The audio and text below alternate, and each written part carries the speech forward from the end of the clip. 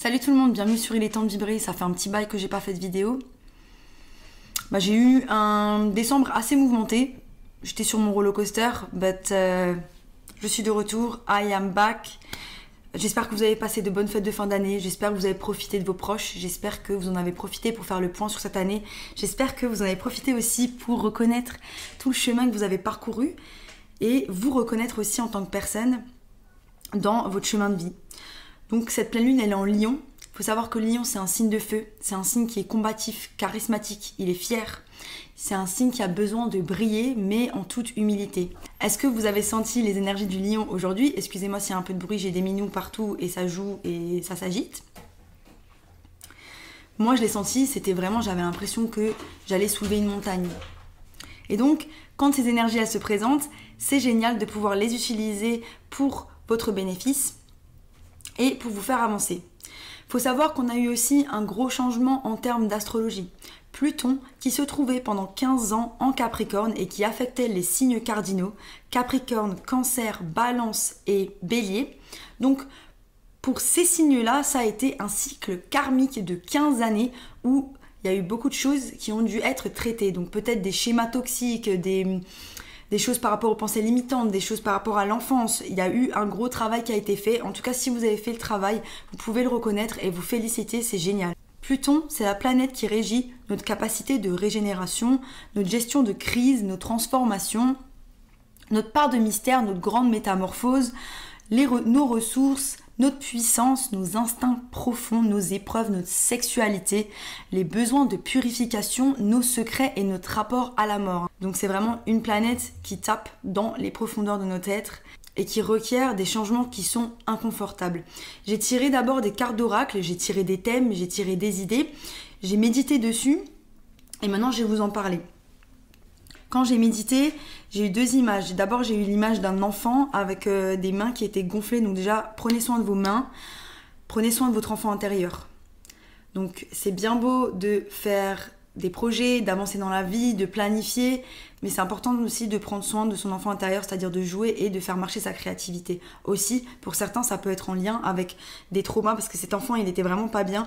Donc il y a une nécessité peut-être aussi de regarder encore, toujours dans l'enfance, pour pouvoir éventuellement, si vous êtes confronté à une situation aujourd'hui, parce que là on va le voir, il y a une situation un peu conflictuelle peut-être, c'est peut-être aussi parce qu'il y a des choses en vous qui ne sont pas encore guéries et ça vient à l'enfance. On va y venir.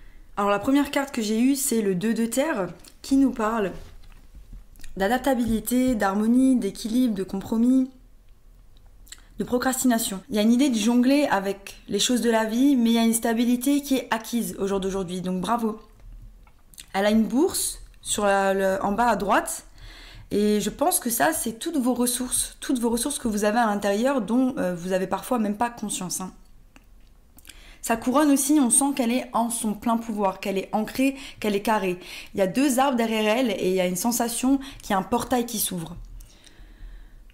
Quand j'ai tiré les cartes, et encore là maintenant tout de suite, j'ai une sensation d'anxiété dans mes mains, j'ai de l'incertitude. On sent que le fait de jongler, tout ça en ce moment, il y a un peu d'incertitude, on ne sait pas trop où on va, donc il faudrait un petit peu redescendre ces énergies. Mais voilà, le lion, les énergies de feu, forcément, ça remue un peu les choses et ça nous donne un petit peu d'anxiété. Donc il faut aussi un petit peu flow avec les énergies et ça ira. J'ai aussi cette sensation que pour certains, votre stress, c'est dû à la procrastination. C'est la procrastination qui vous mène au stress. Donc commencez à planifier, commencez à mettre des choses en place si vous voulez avancer et si vous voulez réduire cet état de stress. Vous avez des buts et des rêves, donc c'est dur de jongler avec tout. Soyez confiants en vous et en vos capacités. On n'est pas des super-héros et il faut éviter d'être dans une espèce de perfectionnisme aussi. Donc quand on n'arrive pas à tout faire, quand tout n'est pas parfait, c'est ok. L'essentiel, c'est d'avancer. Comme on dit en anglais, slow and steady wins the race. Comment ça dit? Lent mais consistant gagnera la course. Respectez vos besoins physiques, mentaux et émotionnels. N'oubliez pas de bien vous hydrater, de bien boire de l'eau, de bien vous nourrir. Surtout l'hiver, on a besoin de recharger en vitamines parce que il n'y a pas de soleil, il n'y a rien. Voilà. Ensuite, j'ai la deuxième carte qui est la carte de la récolte matérielle. Donc j'adore parce que si vous regardez, il y a des similitudes avec cette carte. Les deux, ils ont leurs mains en... Il me semble que c'est en supplination. Ils ont leurs mains comme ça en supplination, en attente de recevoir quelque chose. Donc là, on vous parle de récolte, mais ce qu'on vous dit aussi, c'est que vous avez mis les choses en place pour que vous récoltez les fruits de votre labeur. Donc il y a des choses qui arrivent. On récolte ce que l'on sème. Et apparemment, ce que vous avez semé, c'est de la masterisation de soi. C'est le fait de se suffire à soi-même. C'est de l'indépendance, c'est de la sécurité. C'est d'apprécier ce qu'on aime faire. Donc vous avez bien bossé et là, vous êtes en train vraiment de récolter des bonnes choses. Donc vous vous sentez bien là. Vous vous sentez bien pour commencer l'année. C'est aussi un numéro 9. Ça symbolise la fin. Et là, on vous demande vraiment de vous féliciter pour vos accomplissements. Parce que, numéro 10, il y a la destinée. Hein. Vous êtes sur votre destinée, vous êtes en train de vous écouter. On sent que vous vibrez de plus en plus de votre authenticité. Vous êtes de plus en plus vous et vous l'incarnez. Et ça, c'est magnifique. On a déployé vos ailes. C'est numéro 11. Donc, un peu comme celle-ci. Hein. Là, c'était un numéro 2, hein, mais qui ressemble un peu au portail 11. Un chiffre très spirituel. Et là, on vous dit... C'est un peu comme l'énergie du fou. Donc c'est numéro 0, on repart à 0, on se lance dans la vie, on va se jeter de la falaise, on se jette à l'eau. On y va. Il y a une libellule aussi sur la photo en bas. La libellule, on sent qu'elle vous protège. Hein. La libellule, dans l'animal oracle, elle transcende l'illusion. Donc on sent que vous avez transcendé l'illusion de certaines situations pour vous rapprocher de votre vous plus authentique. Et ça, c'est magnifique. Les leçons ont été apprises. Et là, en dessous, j'ai la liberté. Vous vous sentez libre d'aller vers vos buts, vous vous sentez libre dans votre vie, vous vous sentez libre dans vos relations avec vos proches. Donc, il y a eu un super travail. On vous dit de continuer de briller et de répondre avec positivité. Parce que là, on va voir qu'il y a un peu une situation de conflit. Ça peut être au travail ou dans votre entourage ou alors dans votre tête. Et les guérisseurs sont aussi appelés à continuer d'incarner votre être authentique et vous faire briller de votre lumière. Ça, c'est bon, ça. Il est temps de passer à l'action. Il n'y a pas besoin de faire, il suffit d'être. Donc soyez vous-même, brillez de votre lumière et continuez ce que vous faites. C'est magnifique. C'est vraiment des super énergies. Ensuite, on a l'esprit du cerf. Et là, on vous dit que vous ressentez un appel intérieur, votre intuition est très développée en ce moment. C'est un appel d'aller vers l'avant et de prendre des initiatives. Donc c'est un peu les mêmes énergies là, hein. Déployez vos ailes, le cerf qui dit take the lead, c'est prenez vos responsabilités, prenez le leadership. Vous allez peut-être accéder à un poste à responsabilité, vous allez peut-être prendre vos responsabilités au sein de votre famille aussi, ou juste pour vous-même. Mais go, allez-y. Allez-y, on vous dit n'ayez pas peur de vous lancer, vous avez fait le travail. Soyez patient avec les autres si vous avez bien avancé. Et agissez avec compassion. Donc s'il y a conflit, n'oubliez pas de toujours essayer de vous mettre dans les chaussures des autres et d'essayer de comprendre la personne avec compassion. On vous a mis en leader, c'est pas pour rien. Donc ayez confiance en l'univers et soyez sûr qu'il est derrière vous et qu'il vous soutient. Laissez vos peurs de côté. Magnifique. Et là, on finit avec le square semi-square. C'est l'astrocode et on dit tension. Et là, ce qu'on a, c'est... Il y a une petite bataille. Il y a une bataille peut-être pour déployer vos ailes ou il y a une bataille entre deux personnes. C'est peut-être dans un milieu pro, c'est peut-être une bataille intérieure, c'est peut-être vos pensées limitantes ou vos schémas toxiques. Il y a des décisions à prendre et peut-être des collaborations difficiles. Mais c'est important que vous preniez en considération que les personnes en face de vous, elles peuvent être différentes et vous devez accepter cette différence.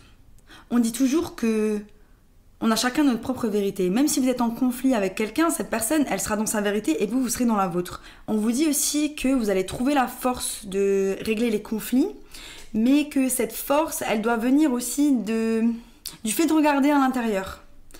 Parfois, les conflits que vous allez voir à l'extérieur, c'est parce qu'à l'intérieur de vous, c'est pas encore totalement réglé.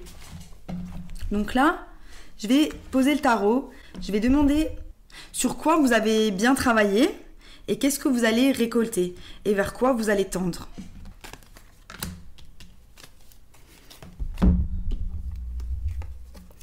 Alors les choses sur lesquelles vous avez bien travaillé, on a... Alors j'adore parce que celle-ci, mon chat, il l'a mangée, donc je la connais très bien, je sais quand elle sort, et c'est une carte que j'adore. L'impératrice, c'est l'énergie de la mère. C'est l'énergie de celle qui sait prendre soin. C'est l'énergie de l'amour, l'énergie de la création incarnée. Elle rassemble l'énergie de toutes les autres reines, l'eau, la terre, le feu, l'air. Et elle prend soin d'elle-même, d'abord d'elle-même, avant de prendre soin des autres. Parce qu'elle serait incapable de prendre soin des autres si elle ne prenait pas soin d'elle-même. Et c'est cette énergie-là que vous avez cultivée. C'est cette énergie-là que vous avez réussi à mettre en place avec le 8 de Pentacle. Le 8 de Pentacle qui est vraiment planter les graines petit à petit. Donc il y en a beaucoup qui se sont peut-être remis à des études, qui ont commencé à étudier, qui ont commencé à se mettre au travail par rapport à cette prise de conscience, cette quête de soi par rapport à cette authenticité, cette chose qu'on recherche. Comment je vais faire briller ma lumière dans ce monde ? Comment je vais faire briller ma lumière dans ce monde ? Alors pour certains, c'est en lien vraiment avec vos projets professionnels, parce que j'ai la reine de Pentacle qui est là. Mais la reine de Pentacle, c'est un peu une version de l'impératrice. C'est celle qui vraiment prend soin d'elle. Elle est reliée à la terre, et là ça me rappelle un petit peu l'oracle qui est là. Elle est ancrée, elle est dans son élément. Là on a l'énergie du taureau, donc on a les deux énergies du taureau. Donc il y a vraiment une énergie de prendre soin de soi. Là c'est là où vous avez investi, je vais clarifier. Ensuite, ce que vous allez récolter, et là on a la reine d'épée. Et c'est vraiment la reine de la communication. Elle dit sa vérité en tranchant avec son épée, tout simplement. La reine d'épée, c'est la reine de l'air. C'est vous qui faites valoir votre authenticité aux yeux du monde. C'est vous qui vous faites valoir aux yeux du monde. Parce qu'aujourd'hui, vous avez compris qu'à vos yeux, c'est ça que vous valez. Et donc, vous vous faites connaître. C'est ça que vous récoltez. Vous faites connaître ce que vous êtes. Il y a une vérité aussi par rapport à certaines choses. Et là, on a la tour et le diable. Et ça, c'est magnifique parce qu'en fait, ce que vous récoltez, c'est la fin. C'est la fin, c'est la destruction de ces schémas toxiques, la destruction de ces habitudes, la destruction de toutes ces choses qui vous empêchaient d'être auparavant. C'est ça que la pleine lune en lion va incarner chez vous. Donc vous êtes vraiment dans votre propre vérité, vous vous incarnez, vous vous ancrez et il y a tout qui s'aligne, il y a tout qui s'équilibre parce que vous avez fait le travail au préalable. Donc là, les gars, on a bien bossé, on a vraiment bien bossé. Il faut laisser cette tour brûler. Quand cette tour, elle tombe, c'est le divin qui vous dit que c'est fini. Le cycle karmique est terminé. On a géré toutes les choses qui devaient être gérées dans ces situations-là. Pour certains, j'ai l'impression que ce que vous allez récolter, c'est encore des combats par rapport à ces choses-là. C'est encore des combats par rapport à vos schémas toxiques, vos pensées limitantes, par rapport aux choses qui vous empêchent d'être cette version de vous-même que vous voulez incarner. Cette personne que vous voulez être.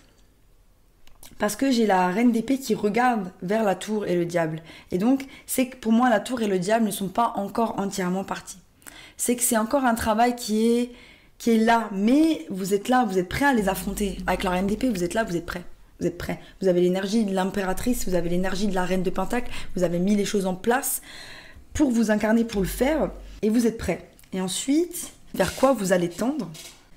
Donc là, j'ai le chariot. Le chariot qui est l'énergie du cancer et qui vous amène dans des mouvements qui sont rapides. Vous êtes là, vous mettez les choses en place et c'est une action qui est rapide. Vous foncez vers quelque chose. Vous allez foncer vers quelque chose, je vous le dis après.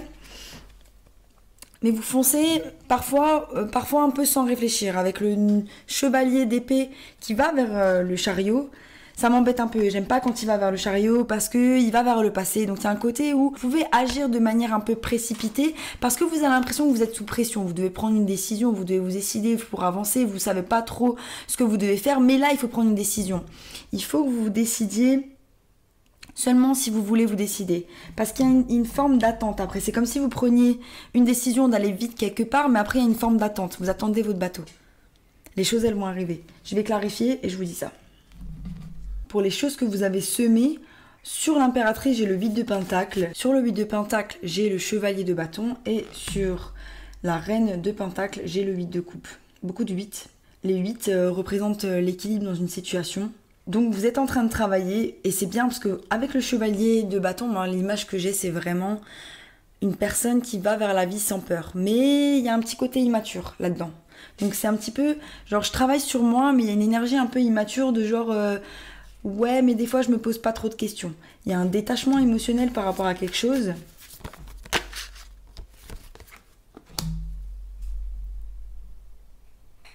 Vous voulez aller vers vos buts et du coup vous vous détachez émotionnellement de certaines choses. Et parfois c'est bien aussi, hein, il faut se détacher émotionnellement de certaines choses. La reine d'épée, elle nous dit quoi? Elle nous dit la vérité, elle est dans la création des choses nouvelles. Le page de coupe, c'est celui qui crée, c'est celui qui imagine, c'est celui qui veut un nouveau départ, qui rêve. C'est l'adulte qui ne rêve plus. Parce que le page, il est jeune. Ça, c'est à une époque où vous êtes insouciant, vous avez envie de rêver, vous avez envie d'y croire. Et là, vous vous laissez rêver. Vous vous laissez rêver, mais vous êtes dans votre vérité. Vous êtes prêt à affronter la tour et on va voir tout de suite qu'est-ce qui va tomber sur la tour. Ok. Donc pour certains, il y a une hésitation. C'est ça en fait. C'est pour ça que c'est pas encore arrivé. Il y a une hésitation de mettre fin à une situation, à des choses qui sont toxiques pour vous. Donc là, ça vous parle à vous. Hein. Ça peut être vos schémas toxiques, vos pensées limitantes. Ça peut être une relation, ça peut être une situation au travail. Ça peut être n'importe quoi. Hein. Vous êtes en train de le contempler. Et à un moment donné, vous allez prendre la décision. Vous allez prendre la décision, avec le page de bâton, d'aller vers vos buts. D'aller vers vraiment un épanouissement personnel, des activités pour vous, des choses qui vont faire que vous vous épanouissez.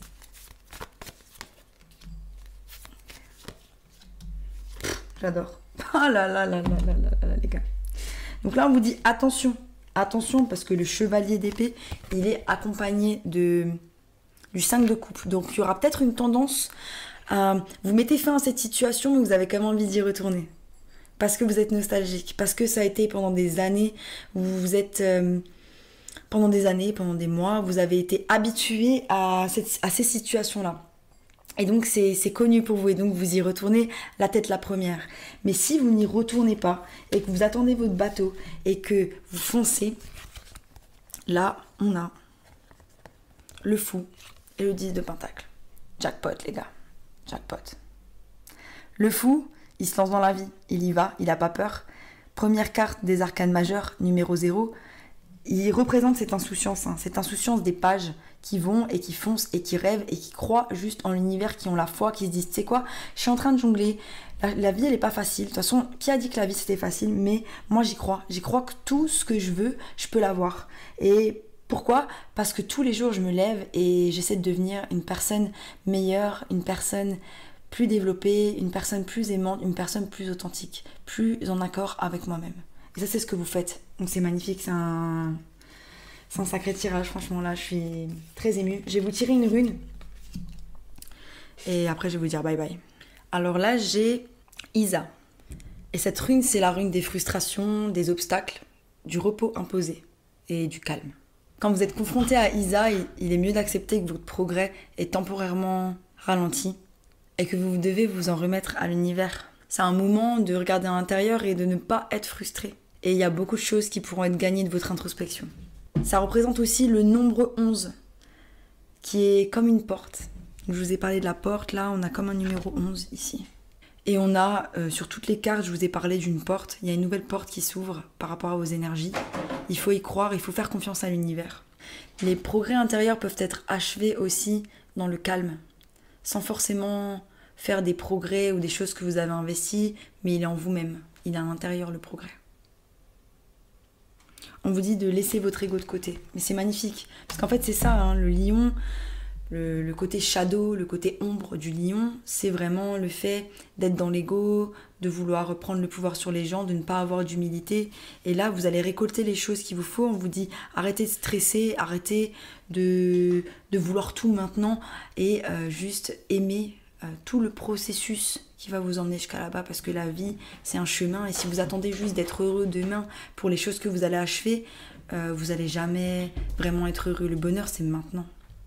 Voilà, je vous remercie d'avoir tenu jusque là, ça m'a fait plaisir de refaire une vidéo et puis je vous dis à bientôt pour de nouvelles aventures. Bye.